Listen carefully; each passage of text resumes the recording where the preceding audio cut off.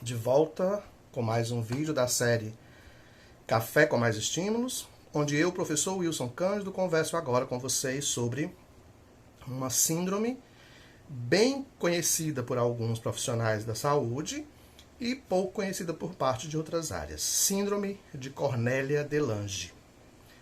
Sim, também chamada de Síndrome de Brackmann-de-Lange ou Nanismo de Amsterdã. A Síndrome Cornelia-de-Lange trata-se de um distúrbio de origem ainda não bem conhecida, resultando em várias anomalias graves no neurodesenvolvimento de seus pacientes. Em 1916, se descreveu pela primeira vez esse quadro sindrômico pelo médico Brackmann. Daí, o nome está associado também à síndrome de Brackmann-de-Lange. E em 1933, Cornelia-de-Lange descreveu características semelhantes àquelas já descritas em 1916.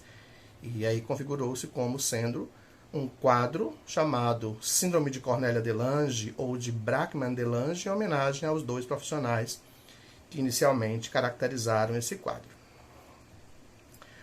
Do que se trata a Cornelia-de-Lange? Um quadro sindrômico, com comorbidades muito frequentes, como retardo no desenvolvimento neuropsicomotor, que a gente conhece hoje como deficiência intelectual, baixa estatura, no seu desenvolvimento pode trazer como consequência isso, prejuízos associados à traqueia, faringe, né? E aí traz um choro tipo rosnar baixo, cabeça pequena, chamada de braquicefalia, orelhas pequenas, em conformidade com a cabeça, pescoço em forma de cadeia, né? Um pescoço quase ligado ao tronco, boca muito pequena, chamada boca de carpa, pelo tamanho que ela se apresenta, ponte nasal diminuída, sobrancelhas atrofiadas e muitas vezes ligadas no meio, no centro, né? Encontrando-se no meio, crescimento de pelos excessivos pelo corpo, chamado de hirsutismo, malformação nas extremidades, como mãos, pode ocorrer esporadicamente ou está associado a um padrão de herança autossômica dominante ou pela duplicação do braço longo do cromossomo 3. A Cornelia-de-Lange é muito recorrente em meninas, mas pode também acontecer em meninos. As principais manifestações clínicas do quadro da síndrome de Cornelia-de-Lange incluem deficiência no crescimento pré-natal, daí a importância já de fazer um trabalho durante a gestação, né, de observação e de análise para melhor acompanhamento. Alguns casos, além da braquicefalia, pode ter associado a microcefalia, anormalidade presente nas mãos, como já citei, mas também pode acontecer nos pés, né, nas extremidades. Características faciais muito peculiares, como cílios longos e bem curvos, sobrancelhas curtas, mais espessa em quantidade de pelo, e que se une na região central, como já citamos, chamada de sinófilis ou sinófilis. Nariz arrebitado, lábio superior delgado com evidente inclinação das comissuras labiais para baixo, dando um nítido aspecto dessa boquinha pequena chamada boca de carpa. Carpa, para quem não sabe, é um tipo de peixe que tem uma boquinha muito pequena. Hiperticose generalizada, que são os chamados hirsutismo, que são excesso de pelos ao longo do corpo, especialmente nas regiões do braço e das pernas. Problemas associados a questões de ordem cardíaca, possível recorrência ou associação comórbida de crises convulsivas, daí a necessidade em alguns quadros de anticonvulsivante.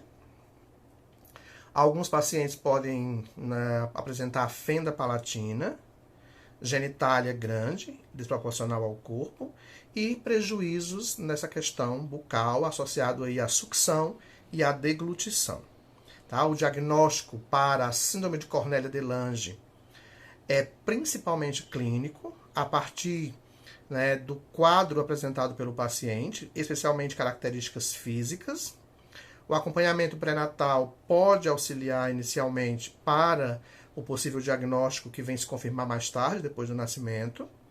E o tratamento, nesse contexto da Cornélia de Lange, deve envolver profissional de múltiplas áreas, né? Entre eles o terapeuta ocupacional, fisioterapeuta, psicomotricista, fonoaudiólogo, professores, né? Nos contextos aí de intervenção pontual para a estimulação de aquisições importantes, além de acompanhamento médico em decorrência das comorbidades que são presentes em muitos casos. Então, só para frisar mais uma vez, a síndrome de Cornélia de Lange é marcada basicamente por características físicas, além da presença associada aí de comorbidades, né, que vale a pena destacar e observar, porque pode demandar de um programa de intervenção médico específico para cada caso.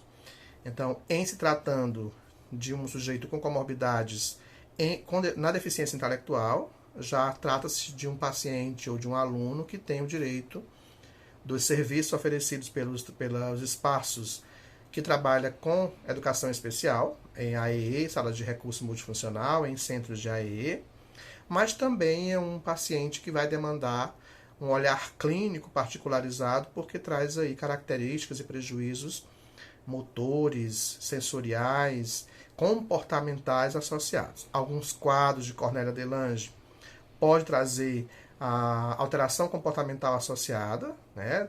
Já atendi pacientes com Cornélia de Lange que tinha quadro de agressividade recorrente, capacidade de tolerância muito baixa em lidar com algumas questões de frustrações, e aí acabava mudanças repentinas de humor em alguns casos. Não é uma regra geral, mas pode-se observar isso em alguns quadros, tá? É importante a estimulação desde cedo, especialmente por essas áreas, terapeuta, físio, fono, por se tratar de uma condição que traz aí, além das características que a gente não vai mudar, fisicamente falando, mas traz aí prejuízos que comprometem o seu desenvolvimento pleno para atividades consideradas adaptativas. Só reforçando, essas atividades adaptativas são aquelas de caráter de comunicação, de locomoção, de autonomia para a vida independente, de ir e vir de forma funcional, utilizando-se dos serviços diversos, tanto no contexto domiciliar quanto social, e nas capacidades de recreação, o uso dos espaços diversos, também associado a questões de saúde, lazer e vida profissional. Então, todos os sujeitos com prejuízo intelectual associado têm prejuízo em duas ou mais áreas dessas condutas ou habilidades adaptativas. E em se tratando de Cornélia de Lange, nós temos aí um quadro que demanda um olhar clínico, médico e medicamentoso, mas demanda também um olhar multidisciplinar para estimulação de aquisições importantes ao neurodesenvolvimento. Além de uma consciência familiar, né, um processo de aceitação familiar, no sentido de entender como o quadro funciona, de buscar por ferramentas de estimulação, mas também de promover estimulações em espaços não formais, estimulação para outras aprendizagens consideradas assistemáticas, que é o que a família também faz. Se tivermos essa parceria clínica, instituição e família, nós temos um sujeito com Cornélia de Lange, com alguns prejuízos, mas com capacidade de melhor desenvolver-se nas suas áreas importantes para a sua autonomia. Esse foi mais um vídeo da série Café com Estímulos. Eu sou o professor Wilson. Eu espero mais uma vez estar levando informações de qualidade a cada um de vocês que tem acesso a esse material. Abraços a todos e até o nosso próximo vídeo.